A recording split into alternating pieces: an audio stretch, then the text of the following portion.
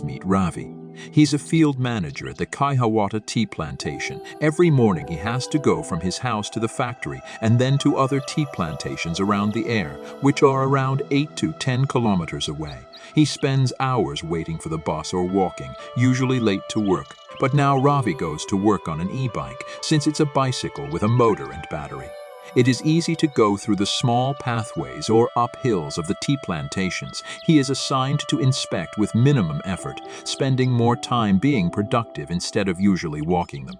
Seeing this, Ravi's friends who work at coconut and rubber plantations, seeing how it changed his life, now switch commute by an e-bike.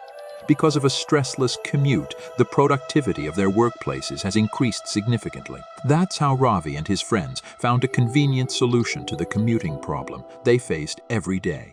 E-bikes have changed the lives of Ravi and his friends. Do you think it would change yours? Comment on how you commute now and if an e-bike can help.